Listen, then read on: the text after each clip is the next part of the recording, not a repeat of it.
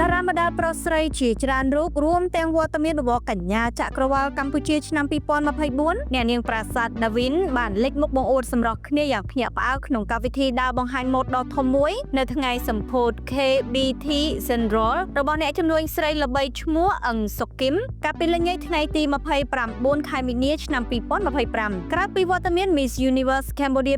2024ប្រាសាទដាវីននិងតារាបង្ហាញម៉ូដល្បីៗដែលប្រជែងសម្រស់គ្នានៅលើឆាកបង្ហាញម៉ូដតាមវិធីនេះក៏នឹងមានការចូលរួមពីសិល្បករសិល្បករនីតារាល្បីៗនិង KOL វ័យក្មេងជាច្រើនរូបដែលតែងខ្លួនបង្អួតសម្រស់ជាមួយនឹងស្ទីលកាបូបបែបទាន់សម័យមើលទៅពិតជាស៊ីវិល័យខ្លាំងមែនទែនដាវីនថានាងពិតជាសប្បាយចិត្តដែលទទួលបាននៅទំនុកចិត្តពីអ្នកជំនួញខាងលើឲ្យរៀបចំនៅកម្មវិធីនេះហើយរតែសប្បាយចិត្តពេលបានជួបជុំសិល្បករសិល្បករនីល្បីៗជាច្រើនរូបដែលគ្រប់គ្នារៀបចំតុបតែងខ្លួនយ៉ាងស្រស់ស្អាតរៀងៗខ្លួនអ្នកនាងប្រាសាទដាវីនបានកោតសរសើរទៅដល់អ្នកជំនួញស្រីល្បីឈ្មោះអឹងសុគឹមដែលបានធ្វើជាគំរូដល់ស្ត្រីដទៃទៀតឲ្យមានភាពក្លាហានហ៊ានបង្កើតនិងហ៊ានធ្វើឲ្យក្តីស្រមៃរបស់ខ្លួនខ្លាចជាការពិតថែមទាំងបានជួយជ្រោមជ្រែងដល់ស្ត្រីផ្សេងៗទៀតផងដែរមិនតែប៉ុណ្ណោះអ្នកជំនួយស្រីល្បីឈ្មោះរូបនេះថែមទាំងផ្ដល់ការងារដល់សិល្បករសិល្បករនីផងដែរដែលកន្លងមកគេឃើញតារាល្បីៗរួមទាំងប្រាសាទដាវីនតសុទ្ធតែធ្លាប់រួមការងារជាមួយគ្នារួចមកហើយ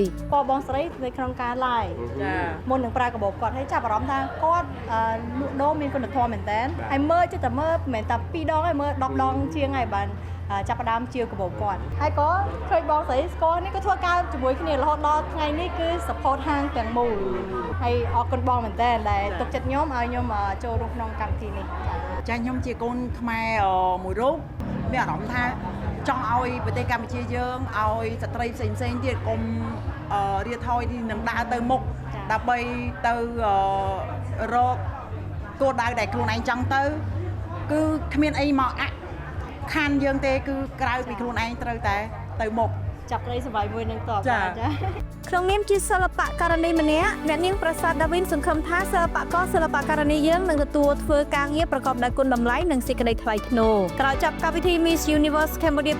2024សង្ឃឹមថានាងនឹងអាចមានឱកាសរួមការងារជាមួយអ្នកជំនួញស្រីរូបនេះបន្តទៀតដើម្បីបង្ហាញឲ្យគ្រប់គ្នាឃើញពីឥទ្ធិពលរបស់ស្ត្រីខ្មែររបស់យើង